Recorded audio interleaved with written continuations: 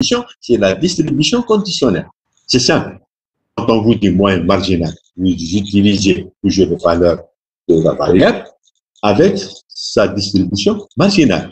Si on vous demande la distribution, la moyenne conditionnelle, c'est toujours les mêmes valeurs pour la variable et la distribution marginale et la distribution conditionnelle. Voilà la différence. Les deux moyennes ne sont pas les mêmes.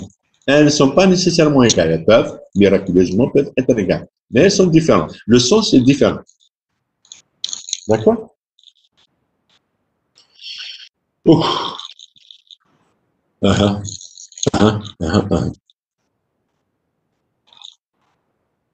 Alors, regardez ici. Et c'est la formule générale. Donc, f de x, sachant f de x égale x égale, sachant y égale j. Donc, ici, qu'est-ce que c'est un point j? C'est le nombre d'individus dont la valeur du caractère égale yj. والفوقها NIJ. Voilà. NIJ. Alors, خلوكم égal à هذا sur هذا. وعلاش؟ Parce que هذا quand divisé par 1 وهذا divisé par 1, c'est la même chose. Vous avez une fraction numérateur ou le dénominateur en même temps, je le divise par un même entier. Si je divise par 1, je vais avoir FIJ. Si je divise par 1, je vais avoir FIJ. Donc, NIJ sur 1 point J, c'est FIJ sur 1 point. Et donc, FIJ, c'est هذا multiplié par هذا. Bon, on n'est pas obligé de... Alors, qu'est-ce que c'est? Deux valeurs x et y sont dites indépendantes. Alors, deux valeurs sont dites indépendantes. C'est f et j égale f point i multiplié par f point j. Ça, il faut le savoir, il faut le connaître. Hein. D'accord?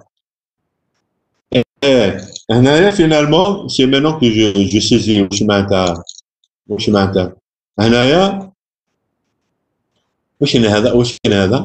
c'est maintenant que j'ai compris qu'est-ce que c'est cette notation. Bon, on n'a pas l'habitude de faire ça.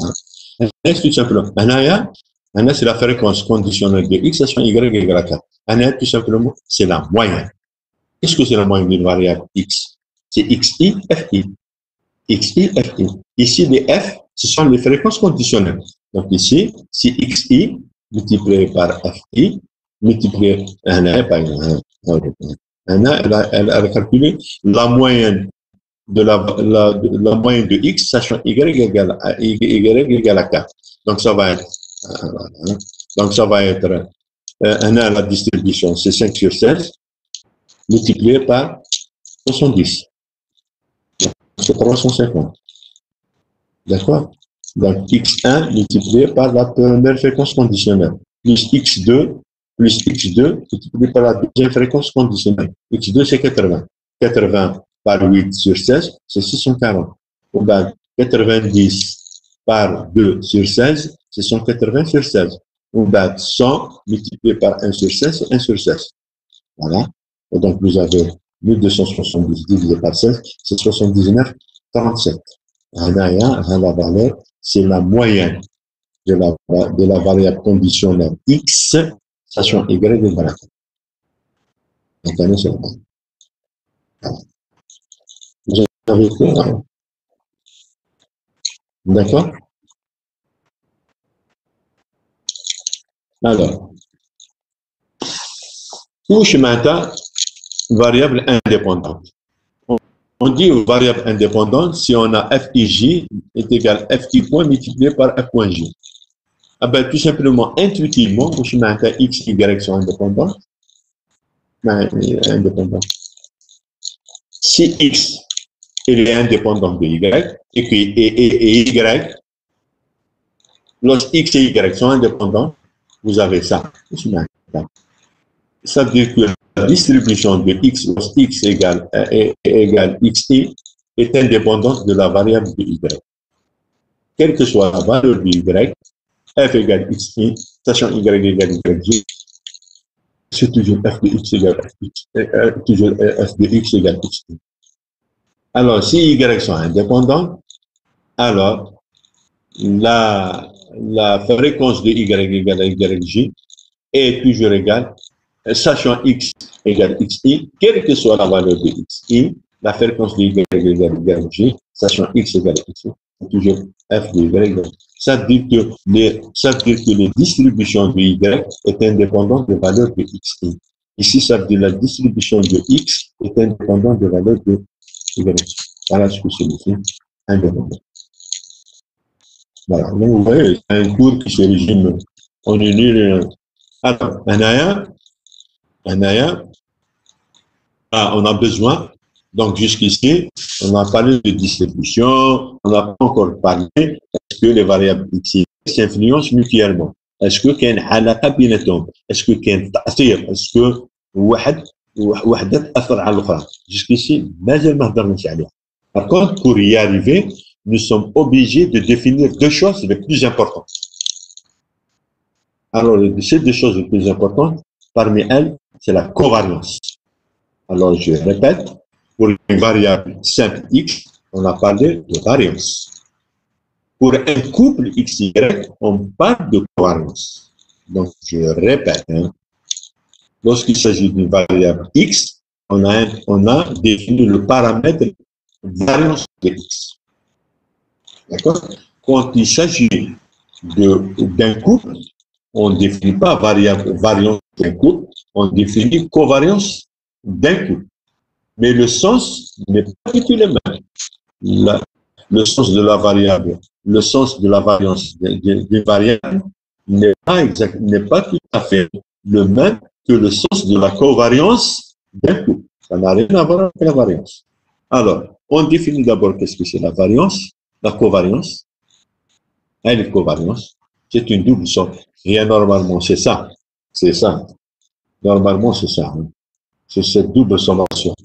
Mais, à titre comme une petite démonstration, c'est ça. Dans la pratique, on utilise ça. Remarquez une petite chose. La covariance de x et de y ne peut se calculer qu'après avoir calculé. Ici, il n'y a pas, ici, on vous dit moyenne de x, moyenne de y. Donc ici, cela suppose qu'il ne s'agit pas de moyenne conditionnelle, c'est de moyenne marginale, moyenne simple.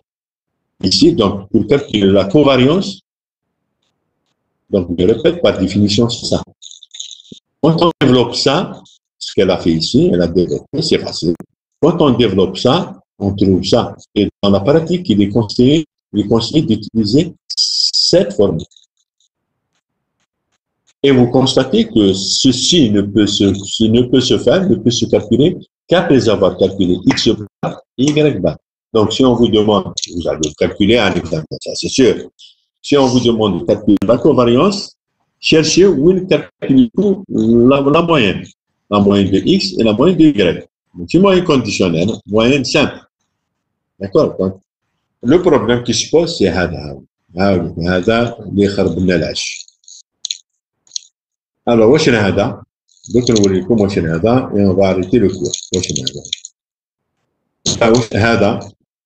Attention, ici le 1 sur 1 ne divise pas cette quantité. Dans les examens, une des grandes erreurs qui interviennent malencontreusement, les étudiants, ils calculent ça, ils calculent ça, ils divisent le tout par 1. Attention, il y aura beaucoup de tout le reste sera fait. Donc, on divise par 1 et uniquement cette quantité. Attention, hein, je vous assure que pas mal de cas où il y a beaucoup de parce qu'après avoir calculé ça, ils divisent le tout par 1. Ici, on ne divise pas le tout par 1. On divise rien par 1. On divise rien par 1. D'accord? Alors, comment calculer ça? Je ne sais pas s'il y a un exemple. Je ne sais pas s'il y a un exemple. Je sais pas s'il y a un exemple. Ah, très bien. Comment un exemple? Comment? Alors, essayez de suivre s'il vous plaît. Alors, qu'est-ce que c'est cette quantité? Essayez de me suivre. Je saute, je sais ce que je saute et je sais ce que je retiens. Donc, je reste sur covariance.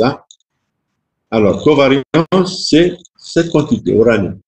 C'est cette quantité. On utilise cette quantité. Qu'est-ce que c'est cette quantité? Donc, ici, je mets 1 sur n en facteur. Nous dirons en facteur. D'accord? Et je calcule cette quantité. Eh bien, cette quantité, tout simplement, regardez, hein, on va la calculer sur le tableau là où j'ai. Donc, je fais bien au charani calculer, s'il vous plaît, hein, je calcule cette quantité. On va diviser par 1. Ben, un exemple, je le prends ici. Hein. Regardez bien, s'il vous plaît. Alors, qu'est-ce que c'est ces quantités alors? Donc, ici, vous avez les NIJ, XI, YJ. Donc ici, vous multipliez NIJ par XI et par YJ. Et vous faites toutes les sommes. Eh bien, comment on fait calculer cette quantité? Je fais ça. Je prends un exemple. Ici, regardez bien. Tiens, regardez bien. Ici, par exemple, dans ce cas, ici, Y, elle est une valeur continue. Voilà. D'accord? Alors, comment calculer la covariance? Comment calculer cette quantité? Je reprends toujours la même quantité. C'est ça qui pose problème. Hein? Comment calculer cette quantité? D'accord? Donc, il faut savoir les NIJ, les XI et les YJ. Voilà. Alors, les NIJ, d'accord?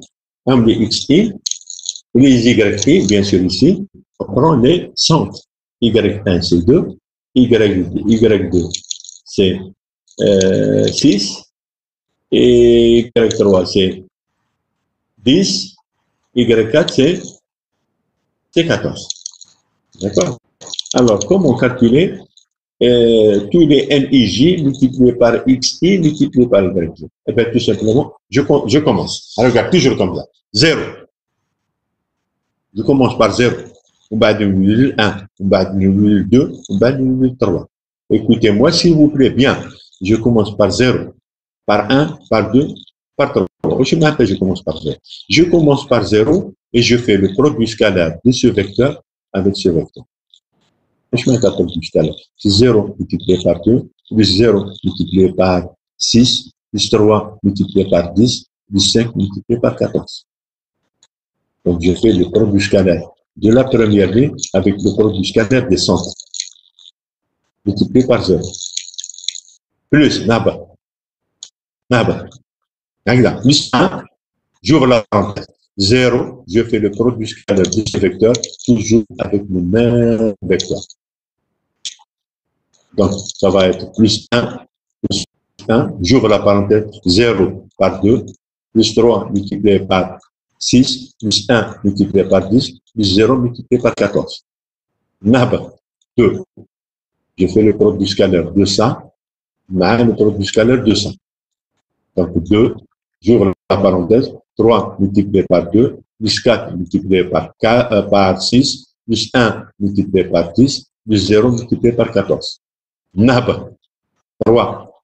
Je fais le produit scalaire de ça, toujours avec ça.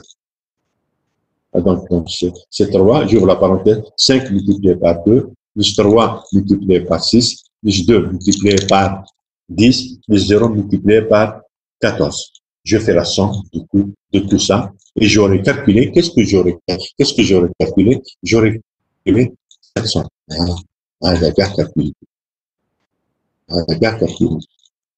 On va diviser par n, chacun n, 1 في l'exercice, chacun n, l'exercice, 1, vous calculez, 1, c'est la somme de tout ça. C'est l'exercice de tout à l'heure. Donc, c'est 8 et 4, 12, et 8, 20, et 10, 30. Donc, tout ce que j'ai calculé tout à l'heure, le diviser par 30. Et j'aurais calculé toute cette quantité. Hein? Toute cette quantité, je l'ai calculée. On a 1 sur 1, 30, 1 sur 30. بعد vous calculez x bar, بعد vous calculez y bar, et vous allez calculer covariance de x et y. C'est ça qui pose problème. Donc, je vais reprendre ça. Je vous assure que je commence à avoir mal à la gauche. Alors, donc, avant de calculer, je reprends ça. La semaine prochaine, j'ai un autre cours. Je suppose qu'on peut terminer le cours. Alors, covariance de x et y, il faut calculer ça, moins ça. Donc, je calcule ça. Qu'est-ce que c'est ça? Toujours ça. Je l'applique toujours au même exercice. Alors, je commence par 0, بعد نهبط ال1 ومن بعد ال2 ومن بعد ال3. تفهم؟ Alors, je dis 0, entre parenthèses. Je fais le produit scalaire de ça, multiplié par le produit scalaire de ça. Le produit scalaire de ça, maintenant 2, 4, 2, 2, 6, 10, 14. Donc, je fais le produit scalaire de ça par ça, multiplié par 0. Plus 1, produit scalaire de ça, toujours par la même ligne, par ça. Bah, plus 2, produit scalaire de ça, multiplié par ça. Après, plus 3, produit scalaire de ça, multiplié par ça. Ça veut dire multiplié par 2, par 6, par 10, pardon. Ça veut dire 2 multiplié par 5, 6 multiplié par 3, 2 multiplié par 2 multiplié par 10 et 0 multiplié par 14. Après, je divise par l'effectif total, 15, 40. Et vous aurez calculé tout ça. Vous aurez calculé tout ça. Et donc ici, on aura calculé la covalence. Voilà. La semaine prochaine, on va terminer, on va continuer. Oui. Alors, oui. Est-ce que quelqu'un veut poser des questions, s'il vous plaît? S'il vous plaît. Question. S'il vous plaît. Il n'y a pas de question. De toute façon, je crois, hein, de toute façon, on va reprendre ça, on va continuer. Je crois que la série qui est destinée pour cette partie, elle sera traitée une fois qu'on aura repris le cours. J'espère pouvoir reprendre le cours. Mais le cours, la semaine prochaine, je vais reprendre un petit peu ça et continuer. D'accord? D'accord, monsieur. Est-ce que vous avez compris un petit peu, s'il vous plaît? Ne dites pas oui pour me faire plaisir. Écoutez, ça, ils ne sont pas au tableau. Hein. Si c'était au tableau, je suis convaincu. Maintenant, si vous avez saisi 50%, au tableau, vous aurez pu saisir peut-être 80%. Ce n'est pas la même chose. D'accord, mademoiselle? D'accord, ça va. Donc, je vais arrêter. Et ça sera pour la semaine prochaine. D'accord? Inch'Allah, d'accord, merci. Allez, salut. Hein.